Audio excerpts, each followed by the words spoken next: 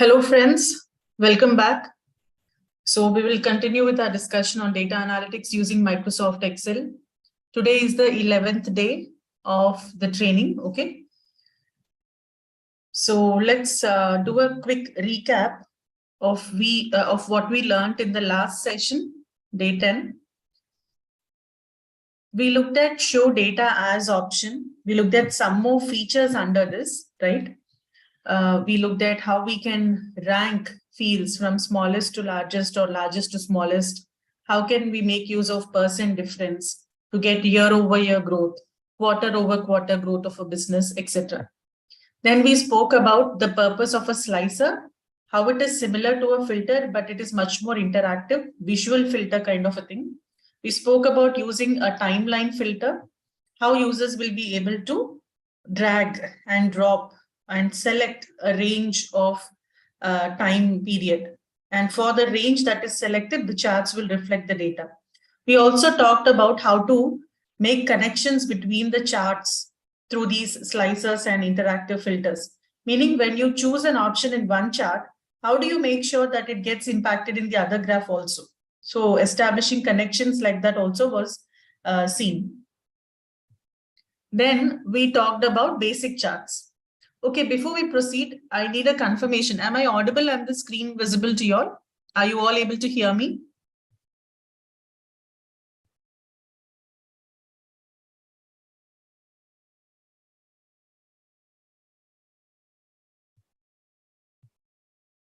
Yeah, okay. Thank you so much for the confirmation. Okay, so I'm audible and the screen is also visible, right?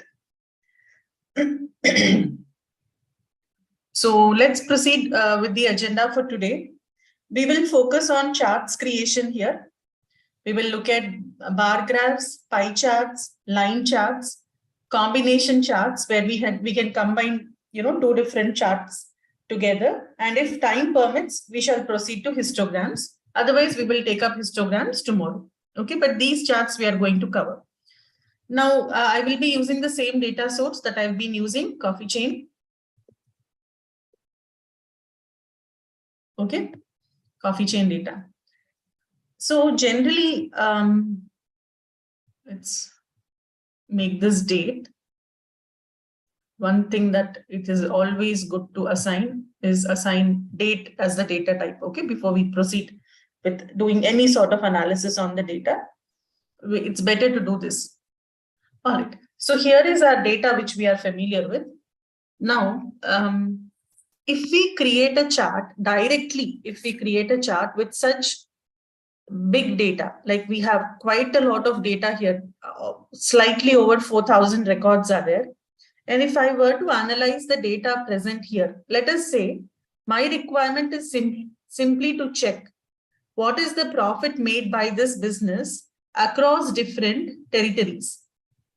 Okay, there are 4 different territories. We have Central, South, East, and West. And from each territory, I would like to see what is the overall profit. So with this requirement in mind, I selected both the fields. Okay. Now, if I directly go to the insert ribbon and try to insert a chart for this data, let's say a column chart. Okay, a column chart like this, and I will select this chart type. Let's see what will happen. You see how it has portrayed the data. We have more than 4,000 data points here, isn't it?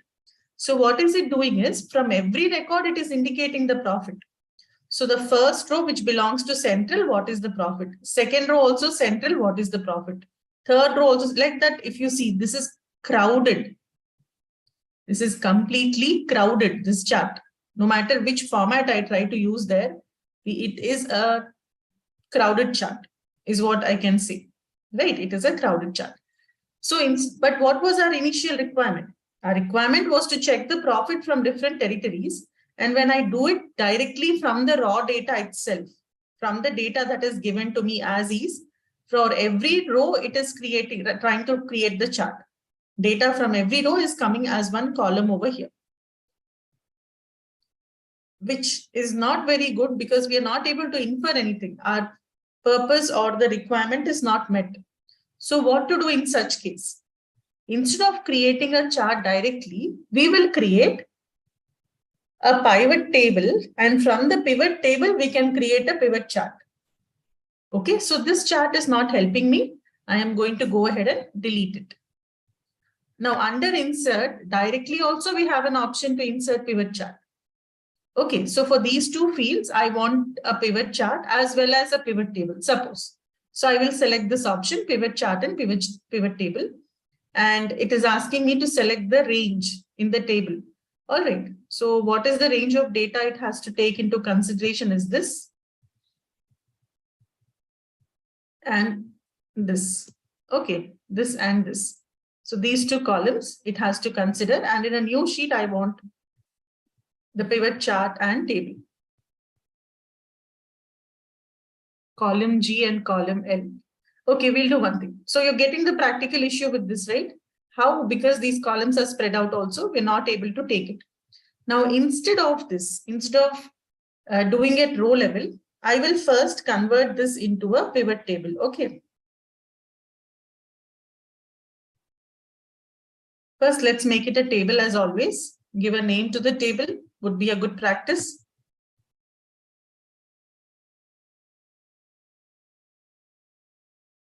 I'm calling it copy chain. And remember, we should not give any spaces in between while giving the name. Okay, here is the name. Enter. And now I will summarize this with pivot table. And I want it in a new sheet. Okay. So here is another sheet which has opened up where I can insert my pivot table first. So as always, I will slightly increase the size to make it clearly visible to you all. And now I'm going to create the pivot table. So what I wanted to indicate is the territory wise, isn't it? I said territory wise. I wanted to show the profit. I would like to see which territory is the most profitable one. Okay, as you can see, central is the most profitable territory, followed by that west. Then we have east and finally south. Now this data has to come in the form of a chart. Okay, data from here is what I will create in the form of a chart. So I'll go there up to insert. And now for this data, I can directly create whatever type of chart. You see here, as I hover the mouse pointer, it is giving me an idea of what the chart will look like.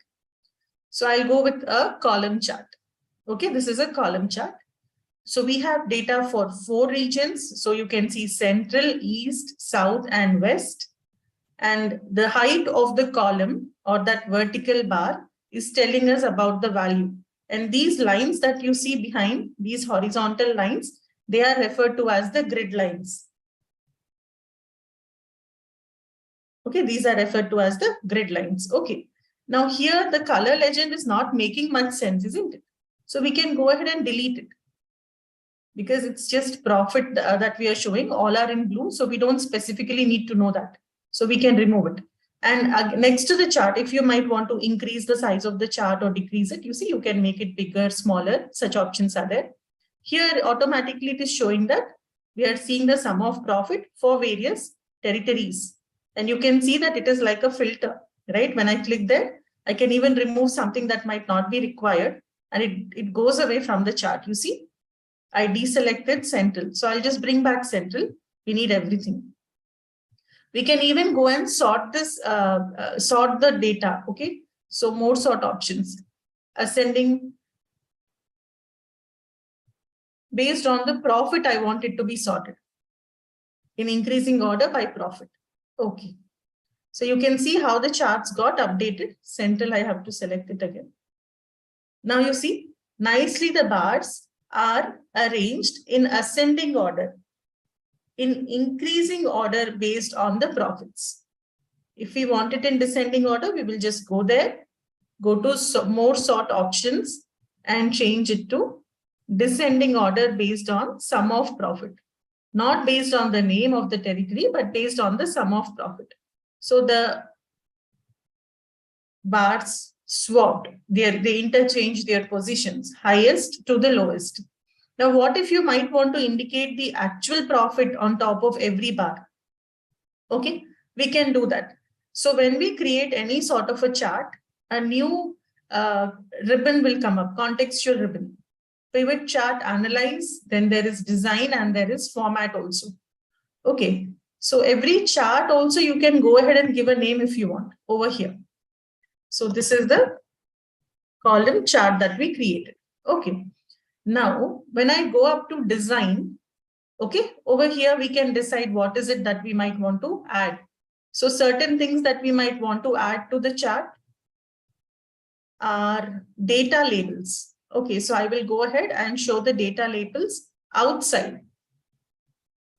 Okay, above the bar, outside the bar. So outside. If we say inside at the base or inside at the end, you can see how they are moving, isn't it? Central or none. So I want them outside towards the top. Now you can also notice, apart from these contextual ribbons, there are two other signs over here, two icons which come up. Chart elements, which we can add from here.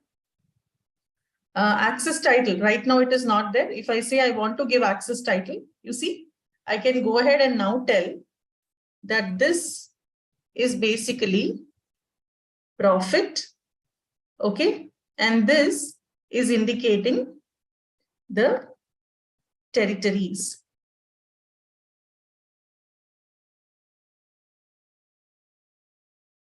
Okay, so however else you might want to beautify your chart by using different styles from the styles ribbon. Okay, this looks nice. Different options are there. Simply hover the mouse pointer there and you can decide how you might want to represent it. I am going with this style. Okay. Again, over here also we have a shortcut to access the styles from here. The same option which is available up in the design ribbon is available here. This is the icon for it. Okay. So this is about how after converting your data into a pivot table, when you go and create a chart, it becomes much more easier to analyze your data. Okay, I hope you all got it. Now we'll do one thing. We will create a pie chart. So column chart is pretty simple. At a glance, it will reveal the highs and lows in the data. It will help you to perform relative comparison. Now, if you're not happy with the way this is presented, you can change the chart type by clicking here. And you can go with different other options available. For example, I want bars. Okay, suppose instead of a column, I want a bar. Once I click on bar, you see it has changed. It is now showing me horizontal bars. You can notice appropriately the axis has also got swapped, right?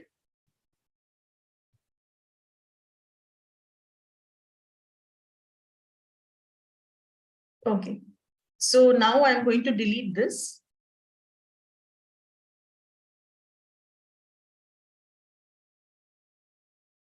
Okay, and for the same data, instead of creating a bar graph, let's go ahead and create a pie chart and try to interpret it. So here, how do we create any chart? First of all, we summarize the data through the pivot table. Now I will simply go up to the insert button, and on this data, I would want a pie chart. Here is the icon for creating a pie chart.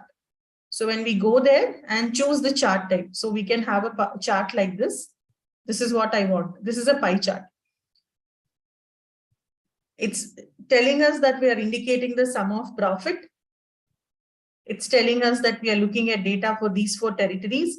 It has given a color legend by which we understand that central is in blue, west is in orange, okay, like brown, almost brown, east is gray, and south is this color. Okay. And then we have this plus sign.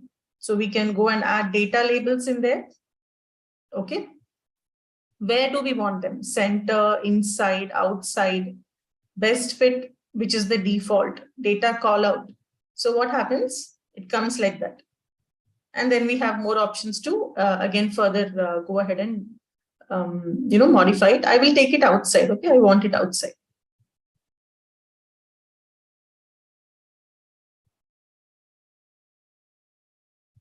Then the legend, where do you want the legend? We'll keep it at the bottom of the chart.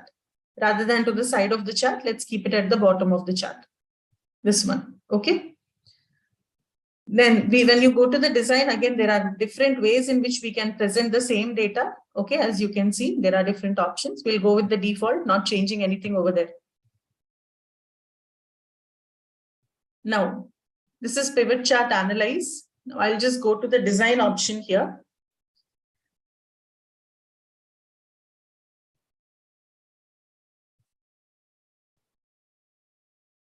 Chart title is there, okay, over there as total. We can have a centered overlay, but it's better to keep it on the top. Let's give a more meaningful title. Total is not so meaningful. So let's say this is regional profit. Okay, that is what I want the title of the chart to be, regional profit. Now, the legend at the bottom looks good, data label. So this is maximum what we can add here. Okay.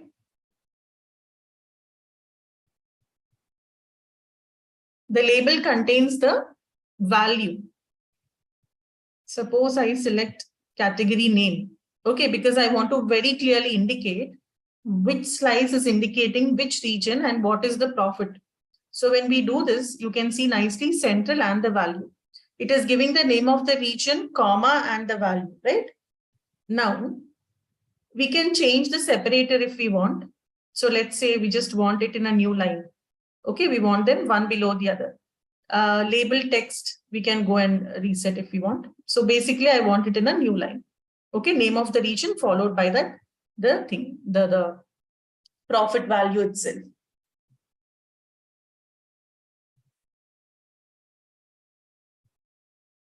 That is automatically coming up, right, Satish? The proportions are automatically coming up depending on the value. So this angle is decided, the size of each slice inside the pie is decided based on the overall data. Based on the overall data and the percentages. So let's go to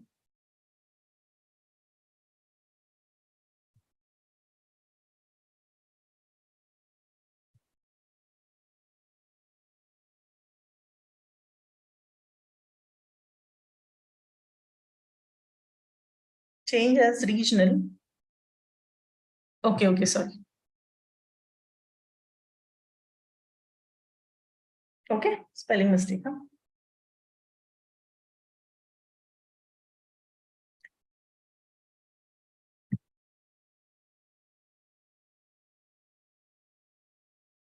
Okay, so pie chart and for every chart, what you can do is for each chart, you can go there and you can check the design options. You can explore the options that are there. Go to format, check out the format options, check out the design options and the analyze options, most of which we have seen. So you can again go at each field level and go ahead and do it. So again, we have quick layouts on how we might want to present it. You see, if you want to show it as percentages. Now, after showing percentages, now again, we will have to go ahead and make some changes over here.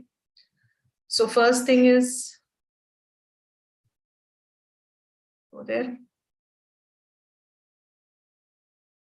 text options.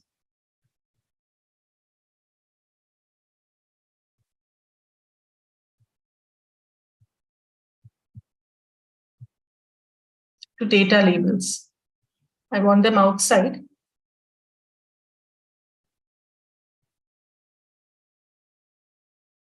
And I will go to more options corresponding to data labels.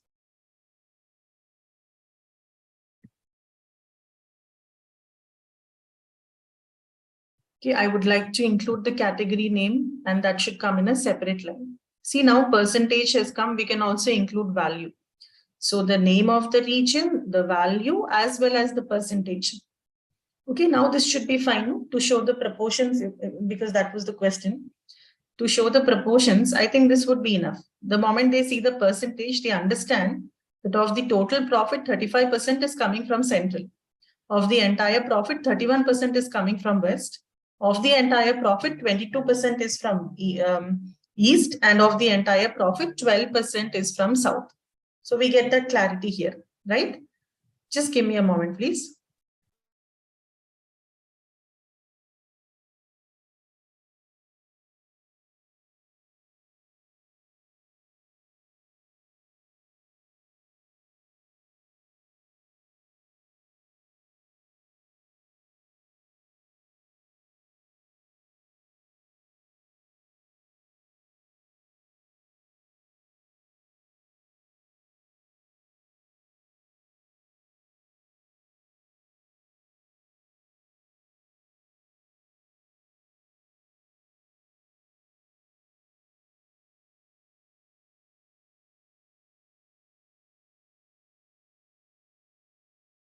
Okay, sorry.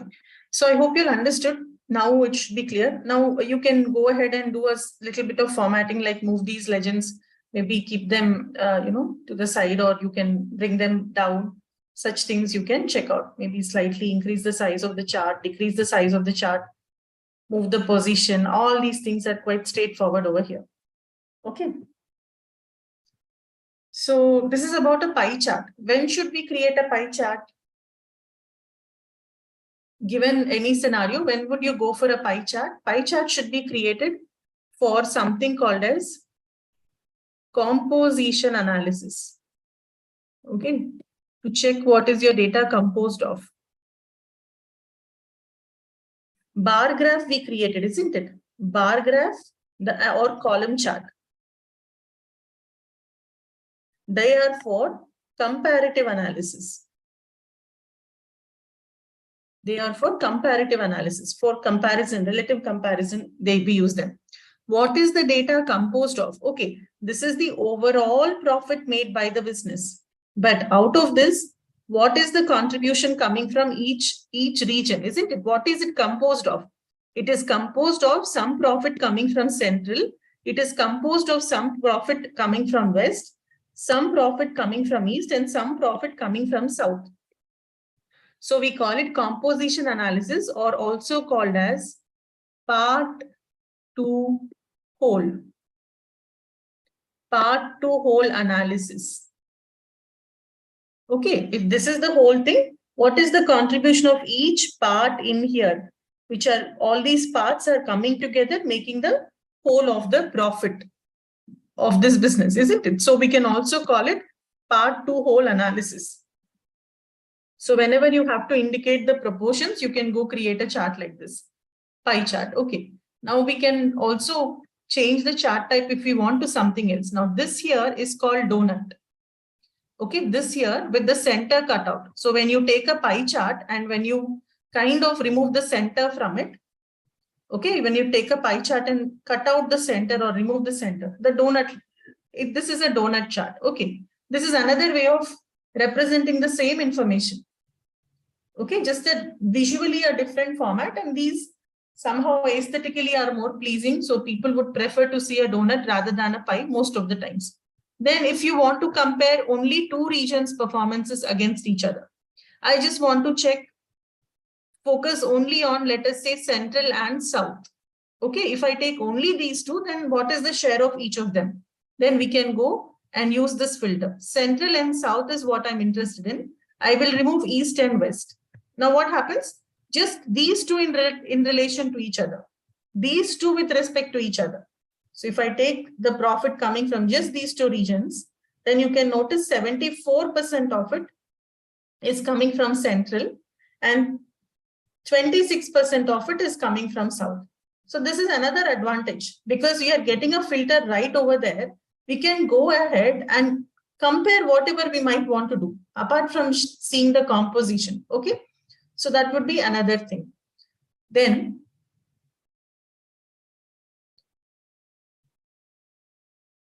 yeah, I think this much should be fine with respect to a pie chart. Okay, I hope you all understood a pie chart. So we did column and pie. We will now look at a line chart. Okay, bar also we looked at. We will now look at a line chart. Line charts are created mainly for trend analysis, to check the performance of a business over a period of time. Line charts can be created.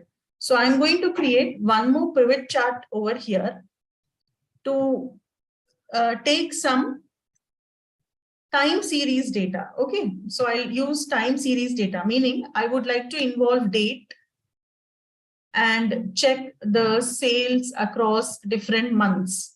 All right, so here is my date field.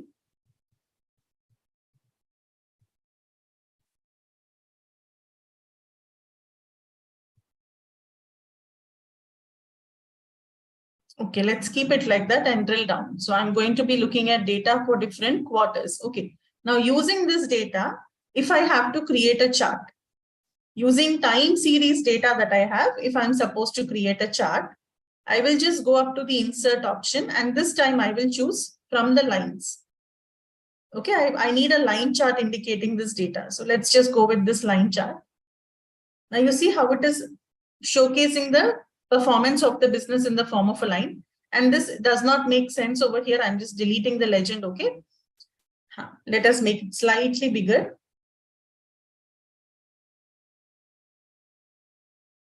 Okay, so this is a chart indicating data, the performance of a business over a period of time.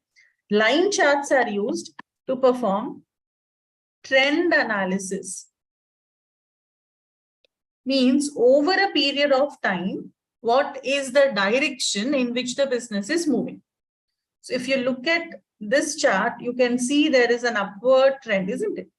Slowly we can see it going up. Of course, it is fluctuating, but over a period of time, it is definitely having an upward trend. Compared to this year, if I check the performance in this year, these values are slightly higher than that. So definitely there is a growing trend, or it is doing well is what we can conclude.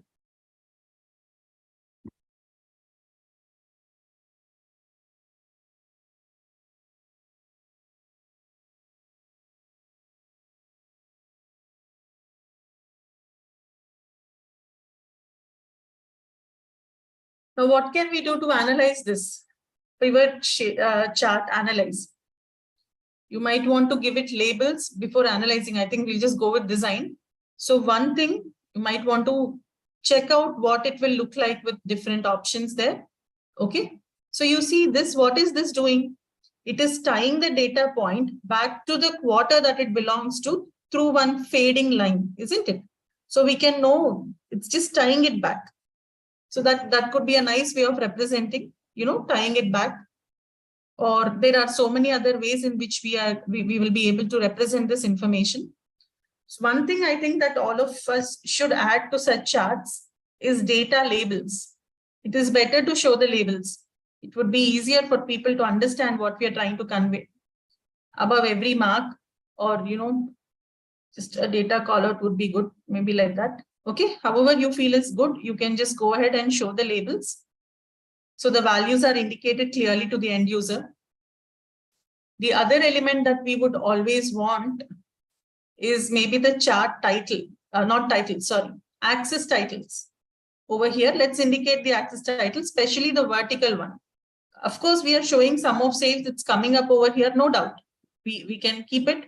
But what I will do is, I would generally prefer having it directly on the title directly on the axis itself. So this is what? Sales. Okay. And time period is, I think, quite self-explanatory. So we will leave it there. And you can see the filters. Here we can go and decide whether or not which year to see, which year not to see. We can go ahead and decide whether we would want to see all the quarters or not, isn't it? And date-wise also, individual dates, individual months also can be filtered out. Then there is this plus sign, which expands, and minus sign, which is supposed to collapse. Here we are already at the, like that. You see, when I clicked on plus, it's expanding. So under each quarter, it is now showing me the data for different months. It's as good as expanding it over here. And when I click on minus, you see how it rolled back? Minus again, just 2012 to 2013, the growth. Okay, let's expand.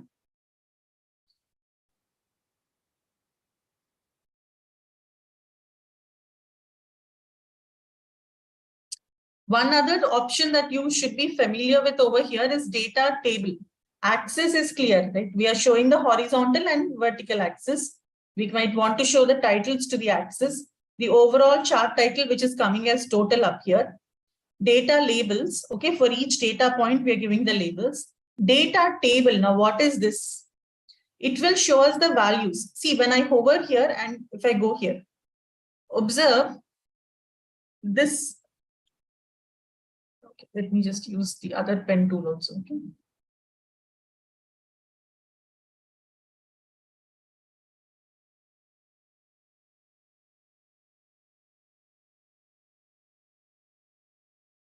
Okay, observe the lower section on the graph.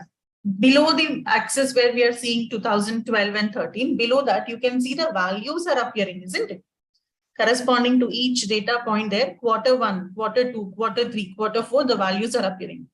This is with no legend keys and this is with legend keys. So legend key is basically that thing that we deleted, total and that color that we had deleted. So no legend keys is fine. You see here, these totals have come. These. This is something or else that you might want to make a note of, that it is also possible to show the values below the graph to convey the information better. This is called data table.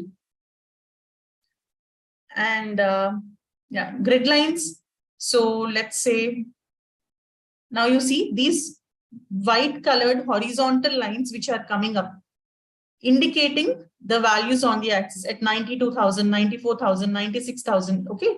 These are called grid lines, major horizontal, major vertical, okay, minor horizontal and minor vertical. They are basically grid lines. You may or may not keep them, your wish. Legend is what is the color indicating. Now you see on the right side, total has come as the legend. If I move it here, it went to the top. Now it comes to the left and now to the bottom. So here, legend is not going to be very meaningful. We don't need them. And the line itself. Do you want drop lines? Drop lines are lines which will connect the point to the member that it belongs to, which we anyway have by default because of the design of the chart. Okay, so up and down bars. Here, I think given the data, it's not relevant, but these are all the options that you can check out. Okay, for any chart that you create, on the design contextual menu, we can go there and we can explore these options. And of course, if you want to change it, you can go with quick layout, and from here you can select very, very easily. You can create the chart with grid lines, without grid lines, with the data table, without the data table. Okay, all these options are there. So that is about line chart. So when should we create line chart? When we are performing trend analysis on the data. Okay, when you're performing trend analysis on the data to look at the overall performance of the data over a period of time. That is where line charts will come in handy.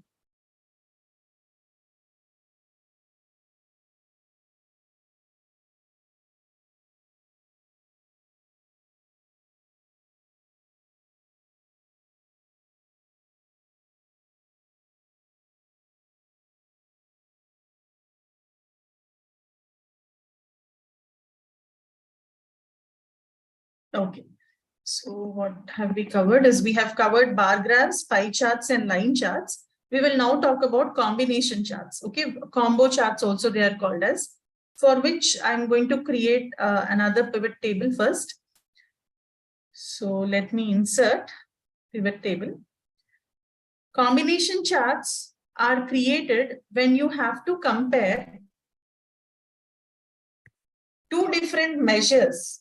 To compare the performance of two different measures against each other, combination charts come in handy. I will tell you what it means with one example. I shall show it. Okay. So let's show the pivot field list for various products. Let us say I want to check what is the budget profit and the profit. So we know what is budget profit, right? It is nothing but the target.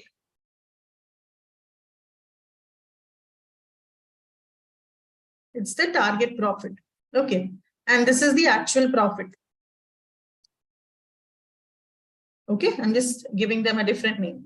Now, if we have to compare these two against each other and get a clear understanding of which products have gone above the target, which products could not reach the target, we can again go and create a chart here. Summarize this information with a chart. We have an option called as pivot chart. Directly from here, you can insert a pivot chart. So this is what I want. I want for every product, I want to check the performance. Okay. So I'll just click on OK. I'm happy with this chart. So here is my chart, which allows me to compare the performance of profit against the target profit. I'm making it slightly bigger. Okay, making it slightly bigger. Now you see, these are the values we are looking at. Whatever is coming in blue color is the target profit. Actual profit is in orange. Okay, we are looking at target and actual profit. Now, what is our inference from here? For each product, wherever the blue bar is taller than the orange bar, wherever the blue bar is taller than the orange bar, it means that the target actual could not reach the target. And wherever the orange bar is taller, that product did well. This didn't do well, this did well, isn't it? So that is how you have to read or interpret this data. Now here, what I'll do is, let's say this is fine. But along with this, I would also like to show the difference between actual and profit as a third bar. I want one more bar over there showing the difference between the actual and target. So I can go and even now on the chart, pivot chart analyze, can go and create calculated fee. Just like I did earlier, same thing. So I'll say whether it is, okay, let's just say that the difference, okay. Remember when we were looking at this calculated fields option, we had created this field. I would like to take the profit, okay, and minus budget profit, enter. So both of them, the difference is computed now, okay. And you see how difference got added to the chart, sum of difference got added to the chart, and you have this as a legend there, okay. You can notice that it has come into the table also. I will just double click and rename it and say only difference. Okay. Already exists. So let's say a difference 1. Understood, right? So we can even create calculated fields like this. So here the difference is on the negative side. We missed the target. Here the difference, wherever it is on the positive side, it means the target was reached. Now, how else would you enhance this chart? Obviously, data labels, right? Next thing you might want is data labels and all. So you can go to the design part. Go to the design part. And on the design part, we can either experiment with the styles and choose from one of the styles over here. This is like a quick way of creating it. Very quickly, we are creating it from different styles. Or we can go to the chart element and then we can go and turn on the labels. So I want it inside at the end or outside. Data call out would be too messy. So let's just keep it like this.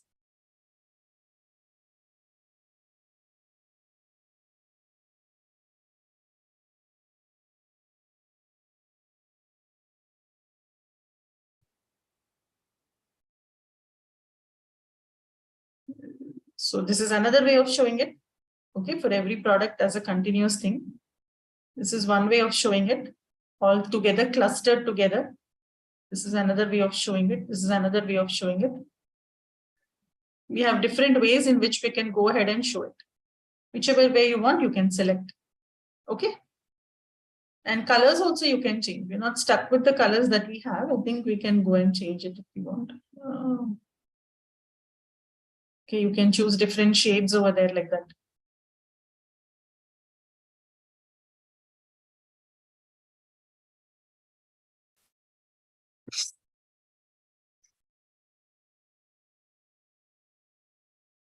Earlier one only was better. I will undo this.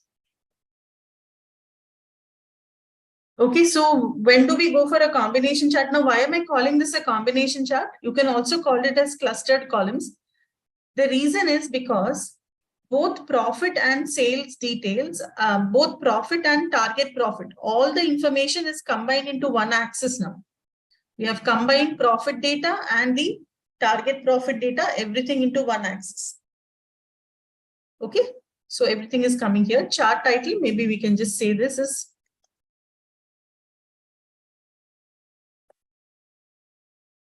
clustered columns or something like profit versus target. Okay, a chart which is indicating the profit versus target. All right. If you don't like these buttons up here, you can remove them.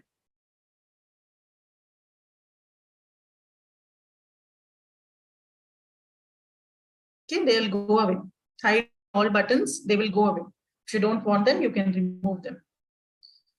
Now let's say this chart and data, I want the chart to be on a completely different sheet and not right next to the text table. We can move it also. So here is a move chart option, right? This chart is selected. I'll click on move chart and I will move it into a new sheet, which I will name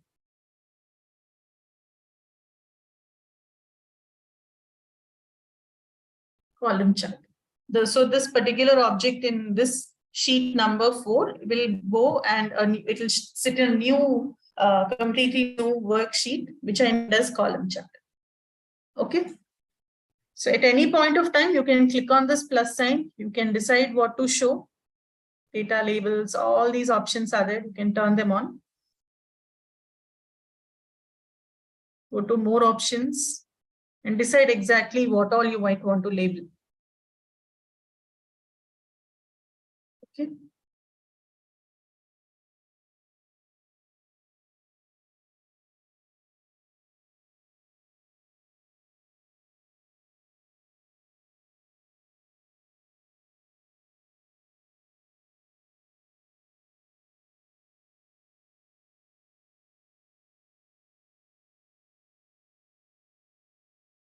Right. So we covered these 3 charts. Let's now proceed to another chart. So 1, 2, 3, 4 are done. We will proceed to histograms. Before that, when we go to the design and change chart type option, you see right now we are going with clustered columns where we are showing it. Now we can also, where is the combination? Okay.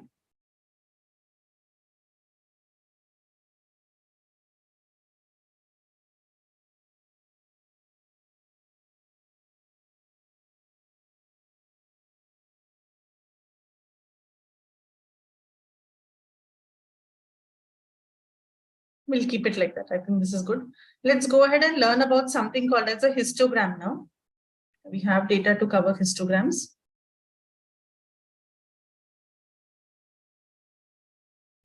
Now, the next chart is a histogram. Histogram is used to perform something called as frequency distribution analysis on the data. Okay. Frequency distribution analysis is performed by using a histogram. So what is frequency distribution analysis? Why should we do it? How does it help us? Now let's say, I generally give this example in my Tableau training. Let's say we are taking, let's say somebody is preparing for a competitive exam. Let's say my child is preparing for a competitive exam and I would like to enroll him for the coaching. Okay, so I did my market research and let's say I shortlisted 2 institutes A and B, which are providing coaching for that particular exam. Now A and B, both are charging the same fee. Both of them are covering the same syllabus. The course curriculum and all seems to be the same. And both of them seem to be good. Both of them are near to my home. So he can walk and go to A or he can walk and go to B. Everything seems to be equally good about both the institutes. So I am now confused on where to join him. I don't know which would be better for my child. So let's say I decided to do some further research. I went to A and asked, what is the scores that children got when they took this competitive exam from your previous batch whom you trained? What is the scores that they got? A said all of our children got scores in the range of 600 to 700. Now I went to B and asked the same question. What is the range of scores that students obtained from your previous batch? B also said 600 to 700. Now my confusion has further increased. I am looking for that. Okay, I am looking for a differentiating factor that will help me decide where to join my son. In which institute should I make him join? Now this is also same. So now I said, no, this is all not working. Let me dig deeper. Let me break this data into smaller intervals, smaller ranges, smaller buckets called as bins. Okay. And Then check how many children or students got marks in each of those smaller intervals, which are referred to as bins. So we need to give the bin size. Let's say I'm going to give a bin size of 10. Okay, I'm going to use a bin size or an interval size of 10 over here. Now, what will my frequency distribution table look like? Given that this is the overall range of values and given that this is the bin size, what will the table look like?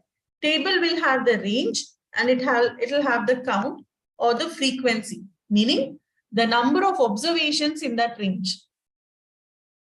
The number of observations in that range. Okay.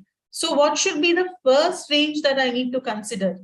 Given that this is the overall range of scores and the fact that I'm using a bin size of 10. So the range I'll have to take into account means I'm taking 10 values at a time into consideration. Okay. It should be 600 to 609. Why? 600, 601, 602, 603, so on up to 609 will in total become 10 scores. So I'm taking 10 scores and I'm going to check how many students got marks in that range, obtained scores in that range. Let's say only 2 people. Now, what is the next range of data I have to inspect? 610 to 619. Another 10 values I'm taking into consideration. 610, 611, 612, 613, so on up to 619. Now I will go and check how many students got marks in this range. Let's say here about 3 people. Then next range would be 620 to 629. Let's say about 15 children got marks in this range. Then 630 to 639. Let's say about 20 children got marks in this range. 640 to 649. Let's say again, it's coming down only 10 people in this range. 650 to 659. Let's say another 8 people in this range. 660 to 669. Let's say 5 children in this range. 670 to 679. About 3 people, so on and so forth. I will build my table. So this is referred to as a frequency distribution table. Okay.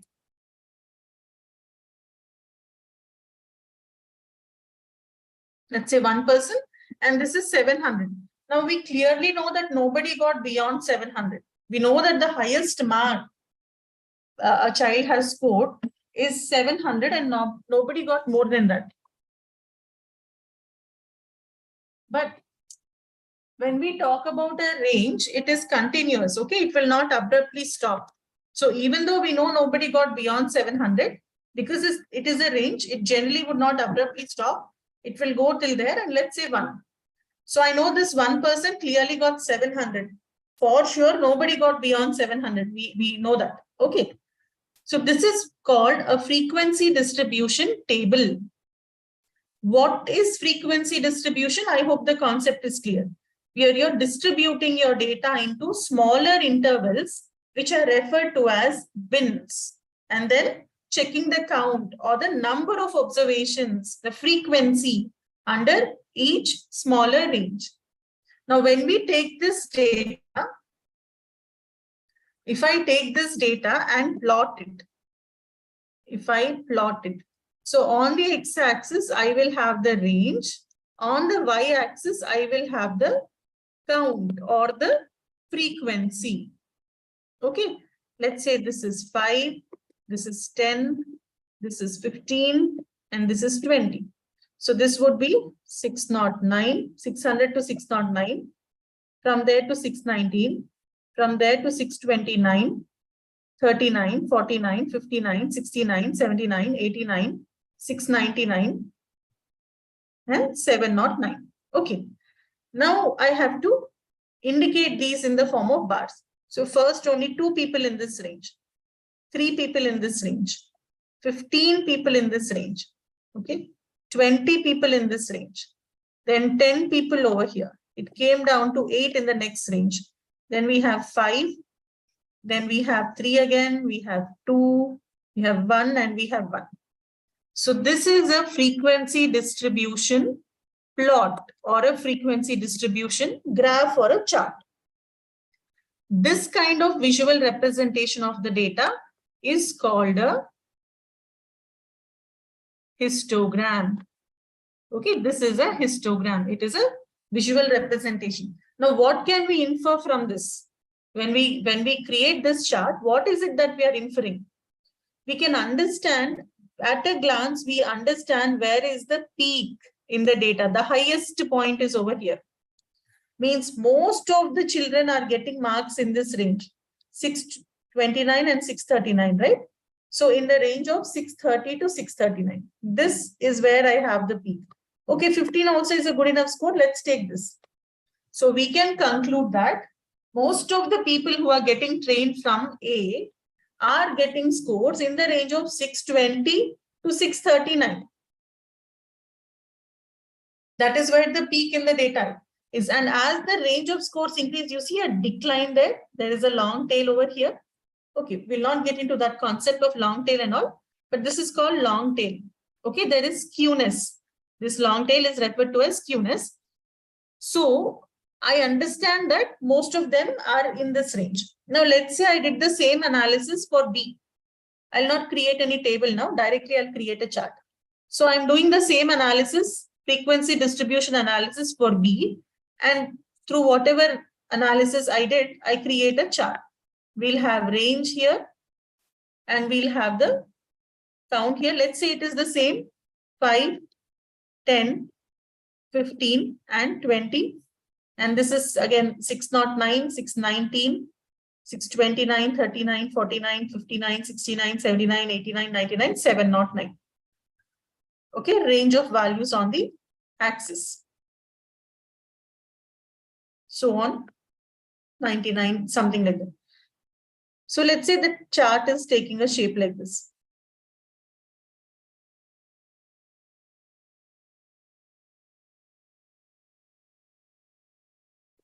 So where is the peak in the data over here?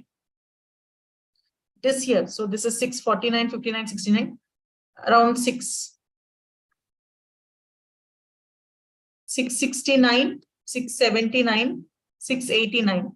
So what can we say? Most of the people are getting scores in the range of 670 to 689, isn't it? Whereas over here, they were getting scores in the range of 620 to 639 from A. And from B, they got scores in the range of 670 to 689. So who is better now? Isn't it? So we can clearly understand that something that B is doing has worked, because children who are getting trained from that center are scoring marks in a higher range. So I would definitely want my son or my child to join here. Okay. So this is basically the concept of a histogram, or the concept of frequency distribution analysis. Tables, frequency distribution table and a chart. We don't even have to create a table. Directly we can go create a chart. Understand where is the peak in the data. Understand the performance of a business data. Histograms are important. They can make or break a business. Okay. So now that we understood what is a histogram and its purpose, let's see how to create one. Okay, I have some data called as MBA data, which I will share with you all tomorrow. Okay, this I could not send to the team today. Now we have serial number here, work experience of certain candidates, and their GMAT scores. Okay, there are quite a few records, as you can see. We have about 773 transactions. This is including the header 774, 773 transactions are there. So in my data, these are the 3 columns I have. Now I would like to check the scores that these people have obtained are here, but I want to see most of the scores are in which range. Most of them are getting scores in which range. So I would want to create a histogram on this data. Directly I selected the column. I will go to the insert ribbon. And here in the insert ribbon, you see these graphs. We saw bars, lines, and pie, right? Next to that, we have some hierarchical charts. We'll talk about them tomorrow. Below that, we have histogram. It is a statistical chart. Okay, so when I click here, I can go ahead and insert a histogram. So when I select this option, Tableau will create a histogram for me. You can see nicely it has created a histogram. So I'll write the chart title, call it histogram. Okay, and I want these titles also. So let me add axis titles. Okay, and I will edit this title.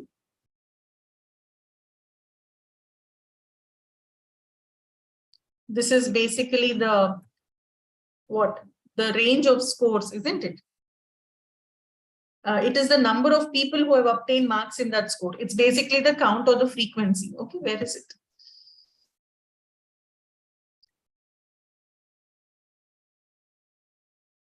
So this is always the count.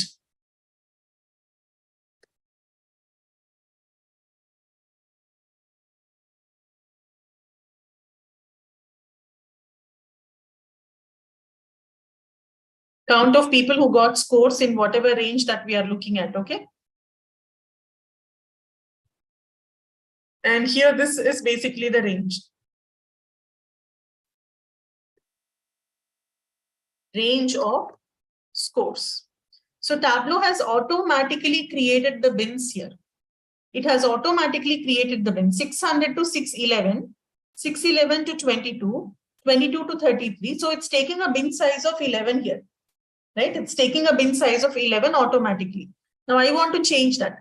So I will right click here, and where you click is important, okay? You have to make sure that you have selected the the axis, okay?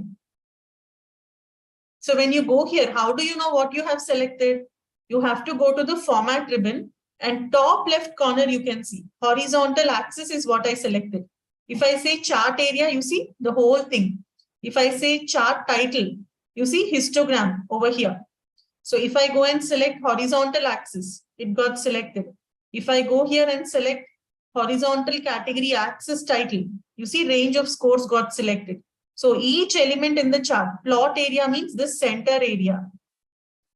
Series GMAT, the whole thing, okay? And then vertical axis. You can see accordingly it's getting highlighted, the major grid lines, okay? Vertical value axis title, this one. So what exactly I need to edit is the bin size. So I'll go to horizontal axis and do a right click. There is an option to format axis that comes up.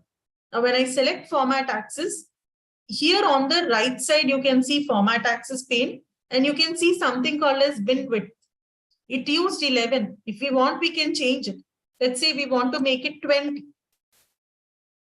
Bin width of 20. Now look at the way the histogram changed with bin width of 20.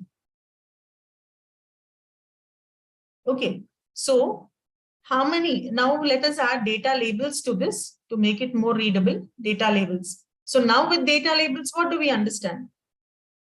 How many ever people have appeared over here, which is around 773 people in total.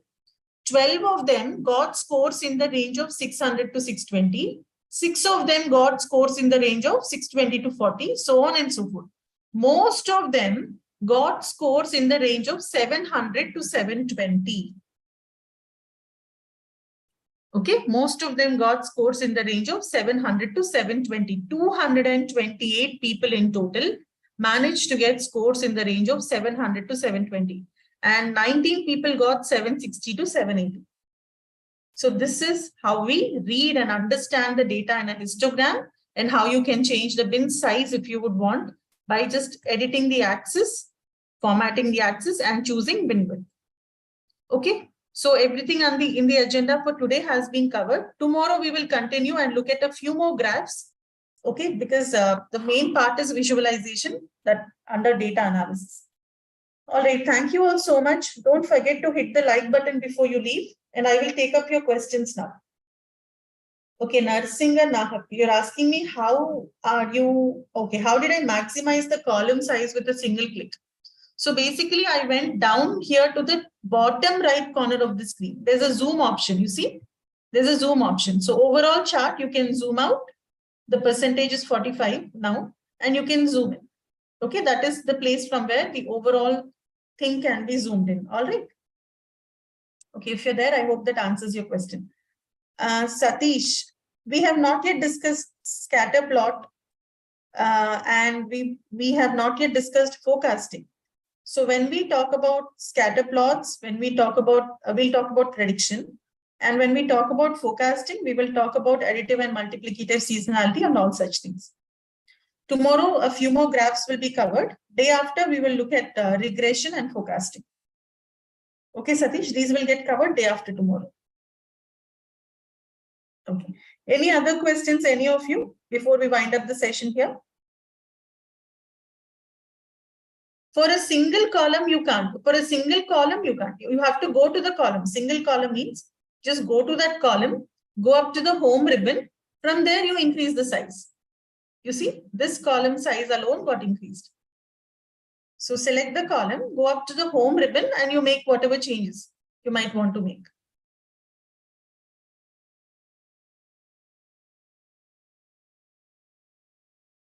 All right. Thank you all so much. Then I shall see you tomorrow for the next class. And please do. I hope you will all be kind enough to hit the like button and share these videos with your friends. Anybody who hasn't yet subscribed, please do subscribe. Okay, it would be of great help. Thank you. Bye-bye.